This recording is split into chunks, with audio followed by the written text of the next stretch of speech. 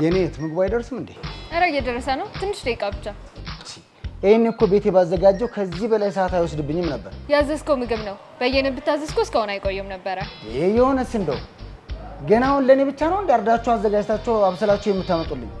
እስከዛ ለምን የሚጠጣ ነገር አላመጣልህም? ምግብ ሳልበላ ምንም አልጠጣም፣ ይቀዘቅዘኛል። እስኪ መድረሱን ቼክ ላድርግልህ። አንተ እንደሆነ ልብ ነው የምትሰቅለው። አንድ ምግብ ለማዘጋጀት ይሄን ያህል ሰዓት?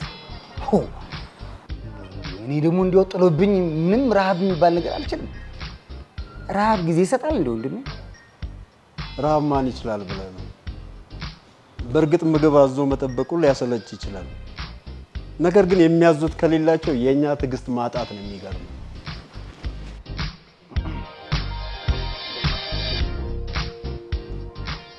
የሚጠጣ ነገር ምን ላምጣልክ? ግድ የለሽም ትንሽ ቆይ። ይልቁን ቁጭ በይና አብረን እንብላ። የተባረከ ይሁን ብላ። እንደለም አትግደርደሪ። እውነታውን ነው ምሳ የበላሁት። ብላ ብላ። ተይ እንጂ። እሺ አባባ ምሳ እንብላ። ልጄ የተባረከ ይሁን። አሁን ነው የበላሁት። ብላልኝ። እሺ ወንድሜ፣ የኔ ወንድም ና እስቲ ወዲህ ጠጋ በልና ምሳ እንብላ። እኔ እንኳን ትንሽ እቆያለሁ። የተባረከ ይሁን። አይሆንም ስልህ ብቻዬን መብላት በጣም ነው የምጠላው። እዛ ላይ ኢትዮጵያዊነት ደግሞ አብሮ መብላት ነው። ና ግድ የለም ና ጠጋ በል እባክህ ና ና ግድ የለም በል በል ብላ ብላ እንጂ እንዴ ብላ። እሱማን ብላለ ማለት እንብላ ብዬ ብጠራ አጥም ታነሳለህ እንዴ? እንብላ ብለህ የጠራኸኝ ልትከለክለኝ ነው እንዴ? ምን ማለት ነው? እሱን አጥንት አስቀምጥና እንጀራውን ብላ። ካልፈለክማ ተነስ። ወዴት ነው የምትሄደው? አስቀምጥ አልኩህ እኮ። አላስቀምጥም። ለምንድን ነው የማታስቀምጠው? ባላስቀምጥም ያዘዝኩትን አይደለሁ እንዴ? አንተ ብታዝዝ። አንተ ስርዓት ያስተከበር። አንተ ሰውዬ ልቀቀኝ እንጂ።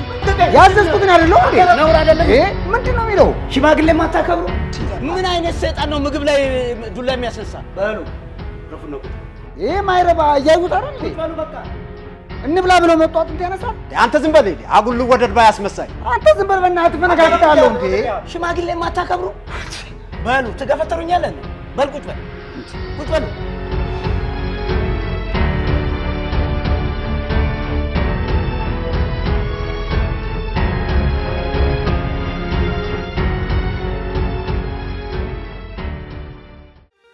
ይሄ የሰይጣን ነገር ነው። ምንም በሰይጣን ማመካኘት አያስፈልግም ነው እንጂ ልጄ፣ ምግብ ላይ በስነ ስርዓት የተቀመጠውን ወንድማማቾች የሚያጣላ ምንድን ነው? ሁላችንም ኢትዮጵያውያን እንብላ ማለታችን እንደ ባህል ቆጥረን እንብላ እንላለን። አብሮ ሊበላ የመጣውን ሰውዬ ማባረራችን ግን ትክክለኛ የውሸት ማንነታችንን ማሳያ ነው። አንተ ነህ እንጂ በክብር እንብላ ተብለህ ስትጠራ ማንሳት የሌለብን ያነሳ አሳዳጊ የበደለ። እንብላ ብለህ እኮ ማር ላይ የጋበዝከኝ እኮ የምበላው እንድትመርጥልኝ መሆን የለበትም። አይ ምን ነው አንድ ባለጌ ስርዓት አልባ ከፍዬ እንብላ ባልኩት ይሄን ያህል ሲፈነጭብኝ ዝም ብዬ ልመለከተው እንዴ? የውሸት እንብላ የሚል ባህልን ማጥፋት እንዳለብህ ወቅ። ለምን ሲባል እንብላ እኮ ባህላችን እኮ። እንደሱ ከሆነማ እንብላ ያልከው ሰውዬ ከማዕድህ ላይ የፈለገው መርጦ እንዲበላ ፍቀድለት እያልኩ ነው ያለው። አባባ እዚህ በላይ እንግዲህ እኔ እዚህ ሰውዬ ጋር መግባባት አልችልም፣ መሄዴ ነው። እንደዚህማ መሆን የለበትም ልጆቼ፣ ሁለታችሁም ልክ ናችሁ። ሁለታችንማ ልክ ልንሆን አንችልም አባባ። እንብላ የሚል ባህል አለን ብሎ እንብላ ካሉ በኋላ ዱላ አንስቶ ለመማታት መጋበዝ ልክ ሊሆን አይችልም። ምን መሰላችሁ ልጆቼ፣ ኢትዮጵያዊነት ማገሩ የጠበቀ ነው። ስር መሰረት ያለው ማንነት ነው። እንብላ ማለት ደግሞ ባህላችን። ይኸውልህ አባባ፣ እሱማ የውሸት ባህል ነው። የውሸት ባህል አይደለም ነው እንጂ ሁሉም ሰው እኮ እንዲህ ነው።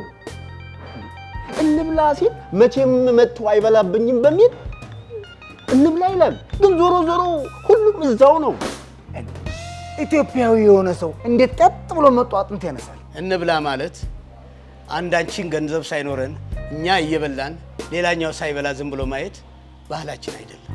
እኔ ያደረኩት ይሄንን ነው። ታዲያ ምን አጠፋው? ወንድም ወንድሙን ጠርቶ እንብላ ማለት ይህ ደግሞ ለዘመናት የቆየ ማንነታችን ነው። እና የኔስ ጥፋት ምንድን ነው? ሰው ቤት በእንግድነት የተጠራ ሰው የተሰጠውን ይበላል እንጂ በሰው ቤት አዛዥ እንደማይሆነው ሁሉ አንተም መቼም እንብላ ብለዋልና በኢትዮጵያዊ ጨዋነት አጥንቱን አንስቶ እስከሚሰጥህ መጠበቅ ነበረብህ። እውነት ብለዋል አባባ። እኔ መቼስ ከብዙ ማዕድ ላይ አንድ አጥንት ማንሳት ትልቅ ነገር ሆኖብኝ አይደለም። የወንድሜ ግን ያለንበትን የኖርንበትን ባህል ቢጥስብኝ ጊዜ እንጂ ለመጋጨትና ለመጣላት እንኳን አይደለም። በእርግጥ አባባ እኔን አክብሮ እንብላ ብሎ የጠራኝን ወንድሜን ሳላከብረው ወይም ንቄው ሳይሆን እኔ ሰርቼም ሆነ ገዝቼ መብላት ደስ የሚለኝ አጥንት ነው። አንዳንድ ሰዎች ግን እንብላ የሚሉት ለአፋቸው ብቻ ስለሆነ ነው። ይህ ወንድሜም ከነሱ ጋር የሆነ መስሎኝ ነው እንጂ እንደዛ አስቤ አይደለም። ስለሆነም እኔ በእርሶ ፊት ለፊት እሱን ይቅርታ ጠይቀዋለሁ። አረ ችግር የለውም።